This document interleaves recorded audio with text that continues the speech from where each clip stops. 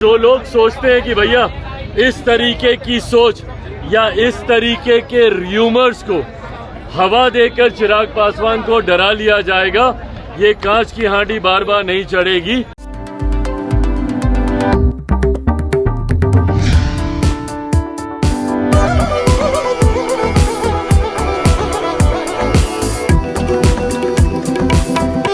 केंद्रीय मंत्री चिराग पासवान ने आरजेडी की ओर से पार्टी में टूट की संभावना को लेकर दिए बयान पर कहा कि काठ की आंधी बार बार नहीं चढ़ती है। उन्होंने कहा कि मेरी पार्टी के सांसद खुद इस बात का स्पष्टीकरण दे चुके हैं। हर कार्यक्रम में मुझे राष्ट्रीय अध्यक्ष चुने जाने पर भी उन्हीं लोगों की सहमति थी। तो जो लोग सोचते हैं कि इस तरीके की अफवाह को हवा देकर चिराग पासवान को डरा दिया जाएगा, चिराग पासवान या लोजपा के बढ़ते प्रभाव को इस तरीके की अफवाह से डराकर विपक्ष की रोकने की यह सोच कभी धरातल पर नहीं उतरेगी। तो इसी को लेकर पहले आप चिराग पासवान का ये वीडियो देखिए।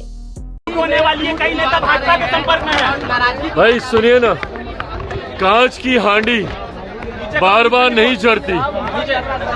ये जो सोच ये लोग रखते हैं ना कि भैया बार बार एक ही पैंतरा आजमा लिया जाएगा, मेरे पार्टी के सांसद खुद इस बात का स्पष्टीकरण दे चुके हैं।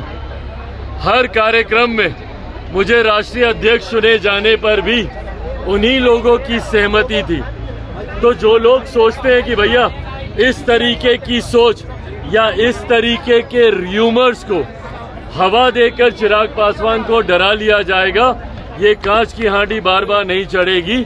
ये जो सोच है, जो मंशा है चिराग पासवान या लोक जनशक्ति पार्टी रामविलास के बढ़ते प्रभाव को इस तरीके के र्यूमर से डरा कर रोक लेने की विपक्ष की ये सोच कभी धरातल पर नहीं उतरेगी। तो आपने देखा कि चिराग पासवान यहाँ कैसे अंदाज में कहीं ना कहीं टूट को लेकर भड़कते नजर आए।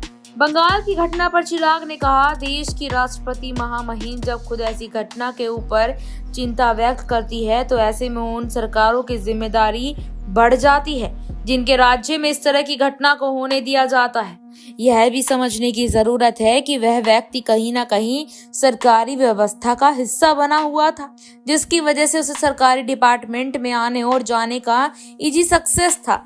अगर ऐसी व्यवस्था किसी व्यक्ति को दे रहे हैं और सरकार का संरक्षण ऐसे व्यक्ति को मिल रहा है तो चिंता की बात है। आज की तारीख में कुछ राजनीतिक दल हैं जो अपने पॉलिटिकल कैडर को सरकारी व्यवस्था का हिस्सा बनाने के लिए अलग अलग योजनाओं का इस्तेमाल करते हैं। दिल्ली में आम आदमी पार्टी को देख लीजिए, जिस घटना को अंजाम बंगाल में दिया गया वह भी कहीं ना कहीं पॉलिटिकल कैडर को सरकारी व्यवस्था का हिस्सा बनने की सोच के साथ ही आगे आ रहा था।